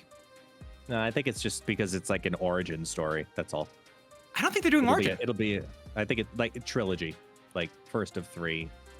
I think she's pregnant though, but we shall see. We shall see. Sidebars. They're good ones though. I can't believe you have him. Tucker, who do you got? Who do you need? Who's in your crosshairs? we talked about him earlier. I want Doom 2099 to get hit. And I like the nerf that they had overseas for Doom 2099 in the OTA. I think something like that, if they had that in the States, might be better. I think reducing the power of the Doom bots he generates, I like that aspect. Maybe you do give him a slight boost himself because of the Doom bots getting tweaked themselves. I think they go to a 4-1 or a 4-0, the bots he generates, and he goes to a 4-3 or a 4-4. I think it was a 4-4, and the bots went to a 4-0. I think that's how I would change him, the way they done over there. So that, I mean, it wasn't done over there. It was at one point it was potentially maybe going to be done, and then that was removed from the patch notes in most versions, but it still made it into the, I believe, the Portuguese version of the OTA. So that's right, just so to make sure that that's clarified. But if that works, I'm down. I don't know if that's gonna work. Yeah. There's a reason why it wasn't in the notes, and I'm wondering, and that's the only reason why I'm still apprehensive about it. This card needs a nerf, though. Like, I agree, 100%. I think just 4-1 across the board, both Doom 2099 and the Doom bots, make them all 4-1, not 4-2. Just so they said they didn't want to do that, at least in the Portuguese version. Because Ravona. Yeah. I know, I read it. Because Ravona. In its native language. Ravona. It's fair, you know, it's entirely fair. Yeah. Please. Now that, I mean, that's fair. It could be, I don't know. You see even more of him after that. And I fume even more if he's able to be Ravona'd. I get even more just, oh no, the bane of my existence is Erishim Doom 2099. Oh my god! Honestly, I don't even hate the Erishim versions that much. What the stuff that's more annoying to me is the Scream ones, because Scream's already annoying, and then you put Doom 2099 in the mix, and I'm like, oh, okay, cool. So you're really just not only are you trying to screw me over here, you're just doing one card at a time to do. I don't know, just yeah, I don't like it. That's fair. Math is hard. Math is hard, and I don't like this. You know, people are enjoying this card. It's just like, oh, I get big number for people nothing. enjoy Sandman too, so you know. It's and also I'm pretty sure I've seen my 10-year-old brother-in-law, you know, stick his finger in his ear and then eat his boogers. You know, people have different tastes. Boogers in his ear? Okay. Going on. Yep. Guess what is your next card you got over here? To the surprise of no one, based on the foreshadowing earlier, it's Red Guardian. I think Red Guardian just goes down to a 3-2. Make it real simple. He's a very strong card. The fact that you remove the text should be enough of a reason to justify taking a power off of him, because then he has the equivalent of vanilla stats. It's 3-4. But the bonus to him is the removal of the text. And whenever you're, more often than not, when you're using Red Guardian, it's not because of the power, it's because of the removal of text. It's like the just in case, like you kind of talked about suboptimal plays with Wiccan. This is very much one of those where it's like you really need to play a 3-drop because you got to play the 4. All right, fine, I'll play a Red Guardian onto your Nico Minoru. It just is a power play. It's a 3-5 power play. That's still incredibly strong. Yeah, I think it is long overdue for this to be a 3-2. I mean, I like it at least giving a balance of doing the 3-4, because there was a version of it, at least according to data mines, where it was just a 3-4 that didn't actually afflict anything. And that's kind of what I want, that 3-4 base, whether that's a 3-2 with the -2 or 3-4 base and it doesn't afflict any negative power. I do want this card getting hit. I just don't know the correct answer here. 3-2 -2 sounds pretty good. I just want to play it in Cerebro. I just want to play it in Cerebro too. That's all. I don't have the card, but you know who's the card that needs to go, because I've talked about it in the past, and I didn't want to bring up cards I feel like I've talked about 19 million times. Rhino should be a 2-2. This isn't my card, but Rhino should be a 2-2 because then you have a Cerebro card. Fair. I'm down for that. That's not my thing. I'm not pitching that because my my other stuff's buffs. My only big thing I wanted to complain about was Iron Patriot. I actually want to talk about Uatu. Ooh. I know, right? Not who you expect. I don't think it's what you expect there, because the card sucks. The card's not good. And they've tried 19 million times to do this, looking at these unrevealed locations and stuff like that. I don't think it matters. And it just doesn't. And what I think they should do to this card, same cost, same power, but you make it an on reveal, and that if this is at an unrevealed location, it gets +2 power. It's a 1/4 if you play it in the first few turns, but you have to play blind. Well, And not blind. especially, I mean, it's a Uatu, but well, no. So you don't get the game start. There's no game start. It's just on reveal. If this is at an unrevealed location, +2 power. Tucker absolutely hates it, but the card, you can't. There's no point in looking at in the locations. They've tried 19 million times. People have tried in everything, including Erishim, to see if it works, and it doesn't. This is the first card you cut, but it actually gives it a role in that this is a good way to try to get priority early on. It's kind of similar, honestly, to Hydra Bob. It's a Series 1 card, and I don't think it needs that type of change. Maybe you make him a 1/3, but I just feel like you don't need that. Like, once you're out of Series 1, even if you're in Series 1, you're just like not playing this card. Not every card in this game has to be playable. I still like waver that argument. That's not what they want, though, I don't think. Well, it's how the game is after you progress. So until they change a lot of other aspects about the game, That's fair.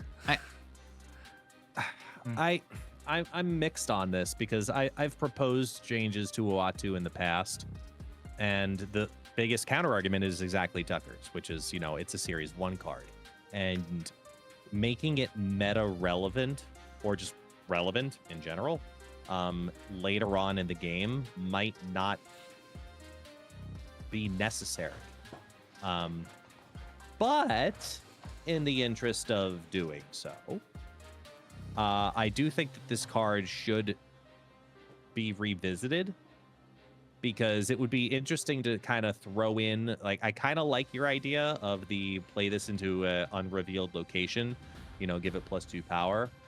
I think Uatu kind of could actually fill the role of what you want with Rhino, where imagine Uatu didn't at game start do its thing.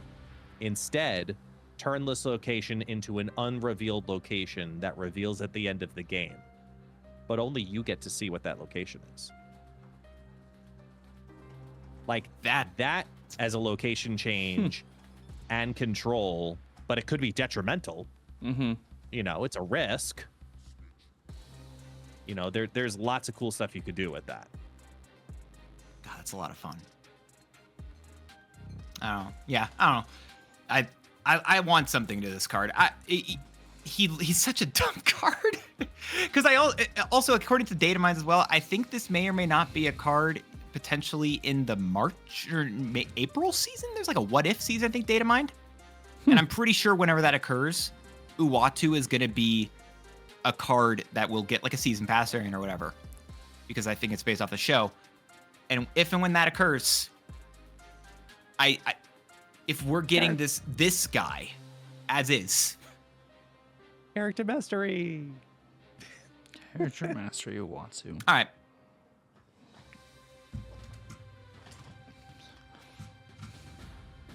Tucker, what do you got? What do I have? If we're going to talk about some Series 1 cards, okay? Some Series 1 cards. Okay. The meta-relevant Electra? We've all been waiting for this for probably close to 2 years now. Mm-hmm. Electra, 2/1, on reveal, destroy a 2-cost card here. Yep. I have no complaints. I've said the exact verbatim same thing. I agree. Next. Yeah, if you're trying to get anyone, you'll just hear approval. I'll make sure that this isn't super quick to make sure that your correct answer gets enough time. Yes, yes, 1,000 times yes, Tucker. I will take your hand. I mean, take this buff to Electra for the hand. Sorry, I was thinking about the hand because of Electra. You really like it? Wow. Well, Electra works for the hand. What do you mean? That's all. Sorry, yep. I got my words confused. anyway, guess, do you have one final card here? Because yeah. Yeah, you go ahead and just brush that one aside. All right. So I my am. last one is I'd like to think meta relevant, and I think it's fair, given how strong the deck currently is. I think we make Scar a 6/9 because then he doesn't also proc Surtur, and that's the only reason why. I had this written down actually at one point for an OTA thing I want to talk about today. I did, and the only reason I removed it, and so for what's worth, mechanically, sure, I've got no issue with this. I love it. The only thing that I don't know if it would work is just due to the fact that they've had Hulks be 10 plus power. Beyond that point, I agree entirely because I do think I'm just too annoyed currently with Surtur. So for what it's worth, this has my approval in terms of I think this would be a better balance, but I wonder if the thematics are going to get in the way of this being able to be a thing. Tucker doesn't like it though. Also, I know Scada out there somewhere. Scada's typing up his comment right as we speak right now. That's actually. Oh no.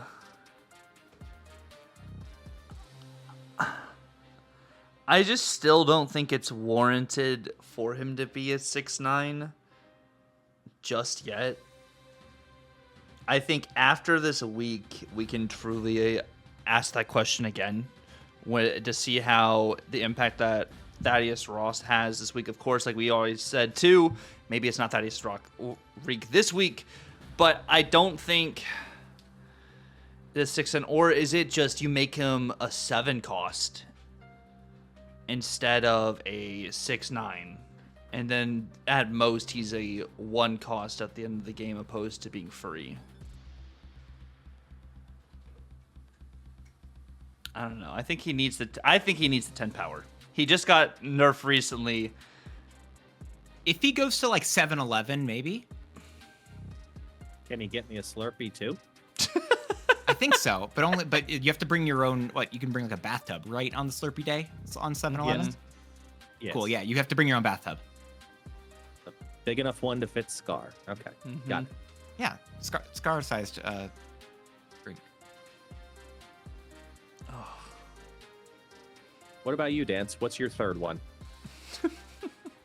So again, I wanted to talk about buffs to cards that I feel like just shouldn't be ignored. And so whether or not, Series 1, we're going back to Series 1 here because guess what? Enchantress was buffed so they could buff more Series 1 cards to be meta relevant later on. That was the logic. Onslaught was trying to be hit. They were trying to do that with Khazar. Didn't work. But I think the next one that they need to go for here would have to be Warpath. He's technically Series 2, so I'll argue against that. But Warpath is really just not good because you have to completely abandon a lane. And I don't think that works. So what I want to see is this card base as well as its ability both get +1 power. So at the end, it goes to a 4/12. As they've shown, 4/12s are apparently fine.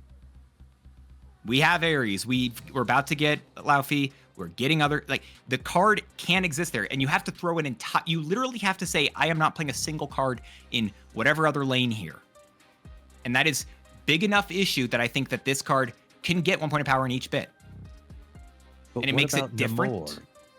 So Namor is a 4/11, but you don't have to give your opponent pretty much a lane. Yes, you can goblin still, but it's not easy to just goblin all the time and just hope that wins the game entirely. Namor goes to a 4/11, and he's the only card in his lane, but you're not giving up a lane then, and I think that's a really big difference. That's my shtick for Warpath. I think, again, if you're going to argue Namor versus Warpath, which again, Namor isn't even good, but Warpath's requirement is more difficult than Namor's. So I think Warpath, as a bonus, as a result, should go to a higher total power.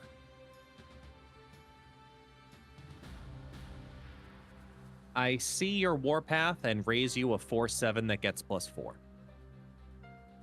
I think it has to also be plus. I think it has to go to a 12 at the end. It's the only way it's going to work. I think they can maybe that's more realistic. Because it's a base 4/7. You think Stegron, you think Anti-Venom, you think a lot of the very strong, relevant 7 powers. And in Series 1, a 4/7's really good. Like, really, really good. But not cracked. Because still, you'll want it to still get onslaughted in Series 1. Mm-hmm. So now the onslaught is not going plus 12 and making that a 4/18, which is very common in that deck in Series 1.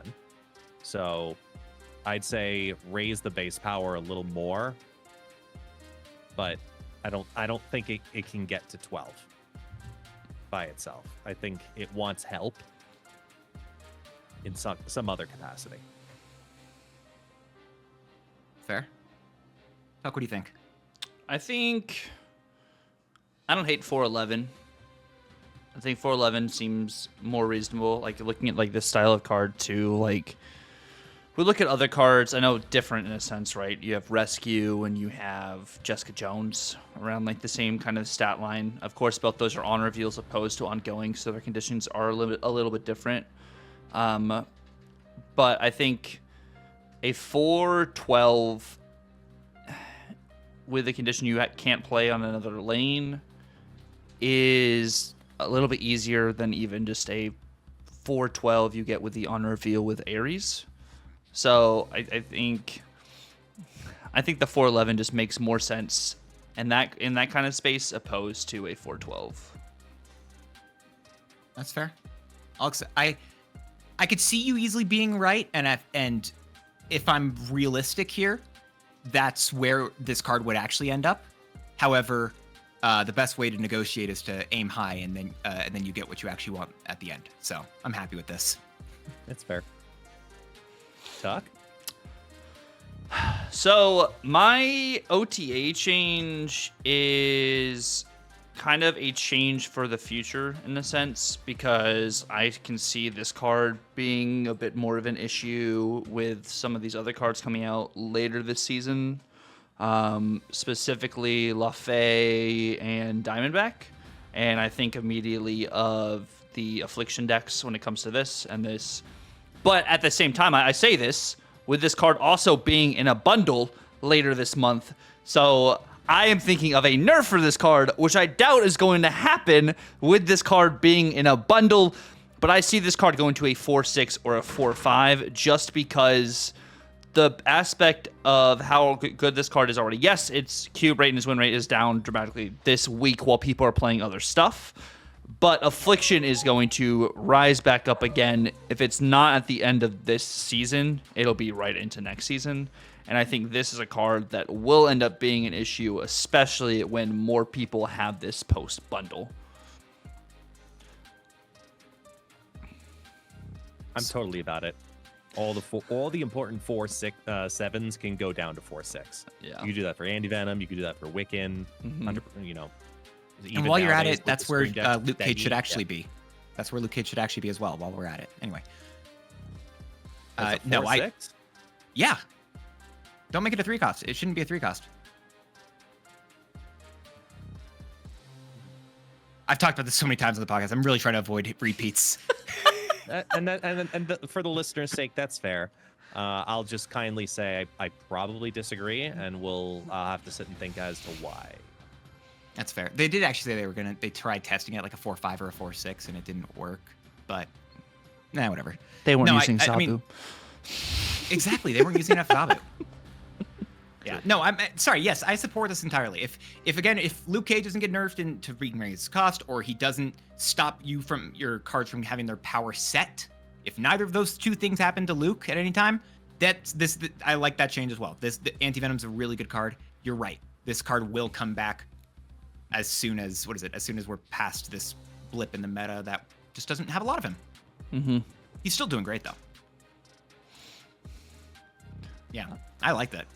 And those are going to be all of our OTA changes. Let us know down below what you guys are either hoping for Or if you guys have some just crazy OTA ideas, let us know. We read all of our comments. I promise you, we do read all of our comments. But definitely list down below, especially if it's a crazy one. Definitely feel free to post any questions or anything you have as well. But I really do want to say, first and foremost, guest, thank you so much for hanging out with here on the Yap. It has been an absolutely amazing time. The dissection and all of the info you had for character mastery has been incredible, as well as your takes on these decks and, you know, your OTA ideas as well. Which, if you guys, by the way, are not following Guest on any of his social platforms, I need you guys, 1, to listen to where you can find Guest, and then 2, pause the video, follow him on all those platforms, then jump right back to the video and unpause. And I do believe it's going to be ItsGuestGaming on Twitch. It's going to be on YouTube. It's going to be on Twitter/X/ also Blue Sky and TikTok as well. Are there any underscores or anything?